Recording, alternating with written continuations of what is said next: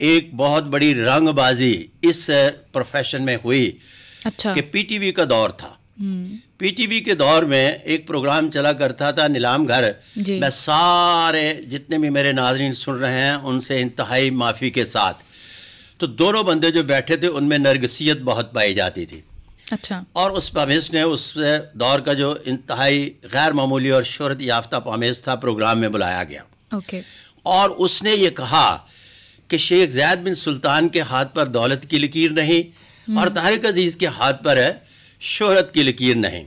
اچھا. اور یہاں تک اس کو ایمان کی حالت تک سمجھ لیا گیا کہ وہ جو ہمارے مرزا جیل میں ہے نا، وہ ایک پروگرام میں فرما رہے تھے کہ دیکھیں جی لکیروں کا کیا اعتبار ہے. بہت سارے لوگ ہیں جن کے ہاتھ پر شہرت کی لکیر نہیں ہوتی اور وہ شہرت یافتہ ہوتے ہیں، اور وہ اسی جملے کو بنیاد بنا کر کہہ رہے تھے.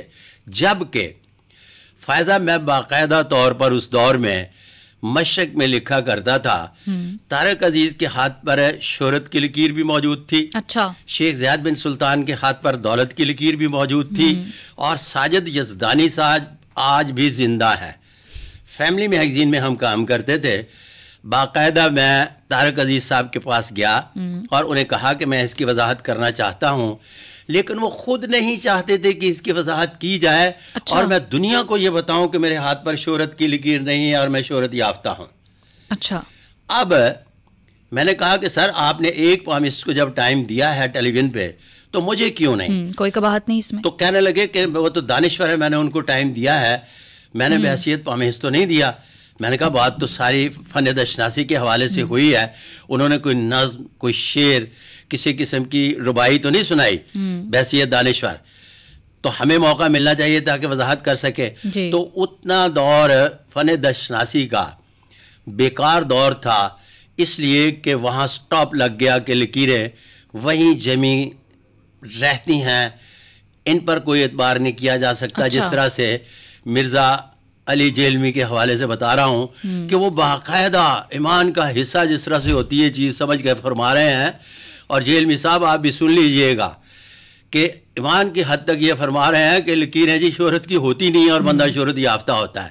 اور اسی ریفرنس سے انہوں نے کہا ہے والعالم بالصواب. اچھا، یہ تو کہا ہی جاتا ہے کہ تقدیر تو ان کی بھی ہوتی ہے جن کے ہاتھ نہیں ہوتے. ان کے پاؤں پہ ہم لکیریں پڑھتے ہیں. اچھا. ماسوائے انگوٹھے کے ان کے ساری کی ساری لکیریں اسی طرح سے پڑھی جاتی ہے جس طرح سے ہاتھ پہ پڑھی جاتی ہیں. اچھا. اگر پیر بھی نہ ہو تو پھر فائزہ کے ماتھے کی لکیریں یہاں سے وہاں اور وہاں سے یہاں، آئی مین لیفٹ سے رائٹ اور رائٹ سے لیفٹ کو دیکھ کے ایک ڈیٹا بنایا جاتا ہے، اور اس ڈیٹے سے تھوڑا سا مقدر کا حال پڑھا جا سکتا ہے، زیادہ نہیں. اچھا. اگر ماتھا بھی نہ ہو تو پھر جان کا تصور نہیں، اگر جان نہیں ہے تو قسمت کیا. ٹھیک. اچھا صادق صاحب، لوگ ماتھا بھی پڑھتے ہیں تو یہ بخت کیا ہوتے ہیں، اس کے بارے میں کس طرح پتہ لگایا جاتا ہے؟ اچھا، یہ لفظ استعمال کریں گے علم الابدان. کیا کریں گے؟ علم الابدان. علم الابدان میں سارے چہرے کی پیشانی، آنکھیں، کان، لپس، ہر ایک چیز کے بارے میں ایک علمی توجیہ ہے. اب یہاں جو ہے نا علم نقوش بھی ہوتا ہے. میں بتا رہا ہوں جی. آپ آج سوال بہت اچھے کر رہی ہے، مجھے مزہ آ رہا ہے. شکریہ. اس لیے کہ میں آپ کی خوشامد نہیں کر رہا، سب جانتے ہیں کہ میں اینکر کو بھی کھڑکا پھڑکا کے رکھتا ہوں. اچھا، اس لیے کہ یہ علم الابدان جو ہے نا یہ مقدر سے لنک نہیں کرتا، اس کا تعلق شخصیت سے ہے. اچھا. جب ہم ماتھے کی بات کرتے ہیں تو یہ پیشانی کے دو حصے بنا کر تھوڑی سی تقدیر کا جو میں نے ریفرنس دیا ہے پڑھتے ہیں، مکمل تقدیر کا میں وڈرا کر گیا ہوں، یہاں آپ نے سنا ہوگا. اچھا صادق صاحب، جوڑے آسمانوں پر بنتے ہیں یہ کہا جاتا ہے، تو یہ محبت اور شادی کے فیصلے ان کا بھی کچھ ہاتھوں سے پتہ لگتا ہے؟ اور یہ بھی بتائیے گا کہ خوبصورت لوگوں کی جو محبت کی لکیر ہوتی ہے کیا وہ بھی خوبصورت ہوتی ہے؟ اچھا، اس طرح سے ہے کہ یہ بھی ایک میتھ ہے. کسی نے لکھ دیا کہ جوڑے آسمانوں پر بنتے ہیں تو ہر شخص اس طرف آ گیا کہ جوڑے آسمانوں پر بنتے ہیں، جوڑے آسمانوں پر نہیں بنتے. اچھا، پھر کہاں بنتے ہیں؟ زمین پر جوڑے بنتے ہیں اور ڈھونڈنا پڑتے ہیں. اور جب اس کو اس اعتبار سے لیا جا سکتا ہے کہ اللہ پاک نے، ہم پروگرام کے شروع میں ایک بات کر کے گئے کہ انسان کو اپنی تقدیر پر قادر کیا، جی، تو اس میں ایک حصہ تقدیر معلق کا پڑا، ایک تقدیر مقید کا. جی. اب یہ شادی جو ہے نا یہ تقدیر معلق میں آتی ہے کہ آپ کو ڈھونڈنا پڑتا ہے, آپ کو شادی کی کھڑکی کھولنا پڑتی ہے. اگر آپ نے شادی کی کھڑکی اور دروازہ بند کیا ہوا ہے تو کون آپ کو پرپوز کرے گا؟ جی بابا اس کو کھولے گے نا. اس کی ایک مثال ہے یہ جو رشتہ مطلوب ہے کا اشتہار چلتا ہے, مثال ہے. جی باقاعدگی سے رشتے ڈھونڈنا پڑتے ہیں, کھڑکی کھولنا پڑتی ہے, پھر کہیں جا کر بات بنتی ہے. اس کے لیے آدمی بذات خود یا اس کے لاحقین جی باقاعدگی سے کوشش کریں تو شادی اپنے منطقی انجام تک آتی ہے. اور اس کو ہم تقدیر معلق میں پڑھیں گے. کیوں؟ اس لیے میرے مالک نے قادر کیا کہ بندہ ایک بھی شادی کر سکتا ہے, 3 بھی کر سکتا ہے, 4 بھی کر سکتا ہے, اور لوگوں نے تو 50-50 100-100 بھی کی ہیں. لاجیکل ہے بالکل. تو اس لیے یہ پابند تقدیر نہیں ہے کہ جوڑے آسمانوں پر بنتے ہیں اور آسمانوں پر 50 لیے پھرتا تھا. یہ صرف اور صرف ایک محاورہ ہے. تو پھر یہ بات درست ہے کہ شادی ایک جو ہے؟ یہ بھی اگین زبردست قسم کا سوال ہے کہ میں یہاں اپنے ناظرین کو مخاطب کر کے کہنا چاہتا ہوں کہ شادی گیمبلنگ ہے, لیکن اس حد تک نہیں کہ اگر فیصلہ کر لیا گیا ہے تو مکمل طور پر علیحدہ ہی ہونا مقدر ہے. اس میں گنجائش رکھی ہے کہ خلا کے بعد بھی صلح ہو جاتی ہے. اگر خلا کے بعد صلح کا کانسیپٹ نہ ہوتا تو پھر میں اس کو گیمبلنگ کہتا. گیمبلنگ تو وہ ہے جو ہار گئے سو ہار گئے, جو جیت گئے سو جیت گئے. اگلا سوال. اچھا صادق صاحب یہ بتائیے ذائچہ کیا ہوتا ہے بیسیکلی, کس طرح نکالتے ہیں, طریقہ کار کیا ہوتا ہے؟ فراڈ ہوتا ہے. کیسے؟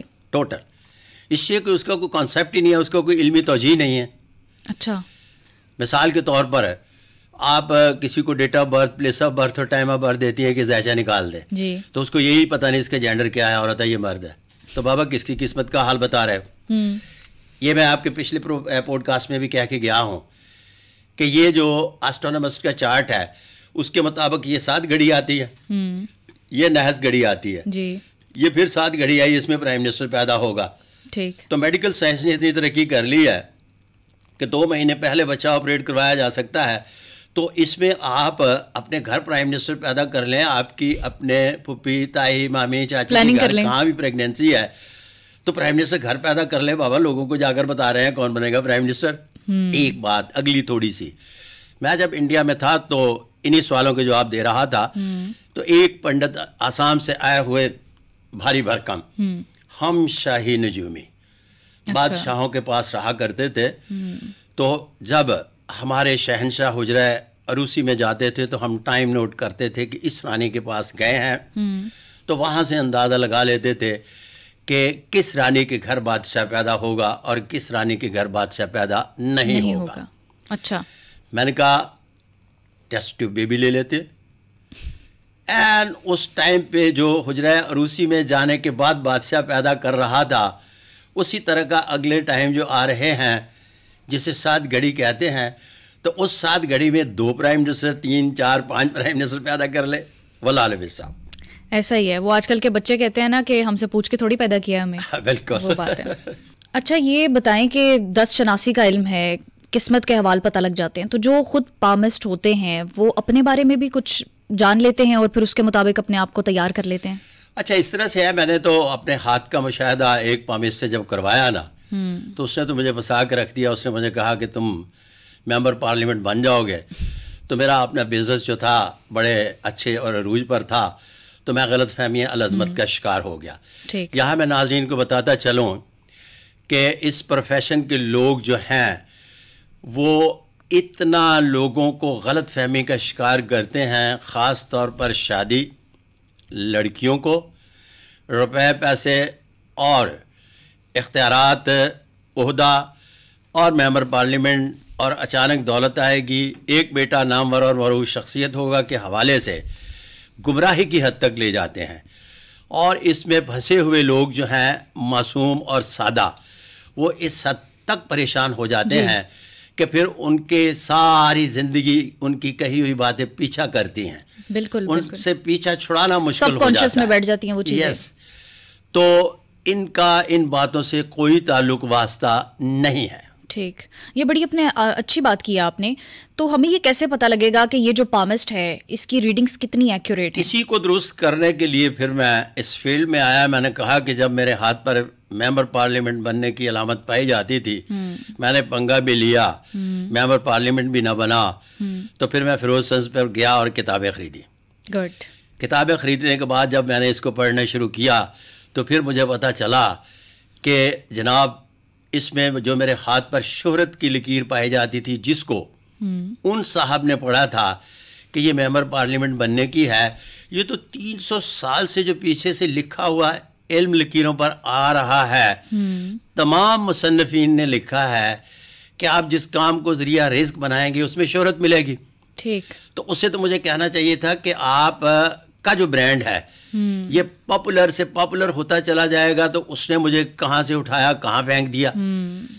تو یہ اس وقت جب مجھے پتہ چلا تو پھر میں نے اس پر تھوڑا سا پیش رفت کی اور لکھنا شروع کیا، اس لیے کہ لوگوں کو کم از کم روشناس کروا سکوں. آج کل میں ان نجومیوں کے موری چڑھا ہوا ہوں کہ انہوں نے جو پوری دنیا کو تنگ کر رکھا ہے، مجھ سے انڈین بھی اور پاکستانی بھی نجومی نک آئے ہوئے ہیں اور تنگ ہیں، اس لیے کہ میں ان کو روشناس کروا رہا ہوں کہ سارا یہ اللے تللے ہے، اس کا لفظ جو قسمت کہتے ہیں اس سے کوئی تعلق واسطہ نہیں، اور پریکٹیکلی ثابت کر کے کہہ رہا ہوں واللہ عالم بالصواب. یعنی اس کے بہت زیادہ چانسز آپ کے اپنے ہاتھ میں، لکیریں تو ہاتھ میں ہیں تو اس کو بدلنے کے چانسز بھی آپ کے ہاتھ میں. باقاعدہ جو ہے جب لفظ قسمت شناسی کہتے ہیں تو ہاتھ کی لکیروں کا علم ہے، اس کی ساخت، اس پر پائے جانے والے ابھار، اور پھر جو new laws of palmistry by Sadiq Malik palmist میں 32 راج یوگ تلاش کیے، 101 غیر معمولی علامات، 7 قسم کی انرجیز، اور اس کے بعد نمائشی خط جن کا ابھی میں کام نہیں کر سکا، آنے والے وقت میں جو آئیں گے اگر میں نہ کر سکا تو وہ کریں گے. تو ان سے وہ تقدیر معلق جو پڑھی جا سکتی ہے وہ بھی پڑھی جاتی ہے، اور وہ تقدیر مقید وہ بھی پڑھی جاتی ہے جو آپ کے ہاتھ پر موجود ہے. واللہ عالم بالصواب.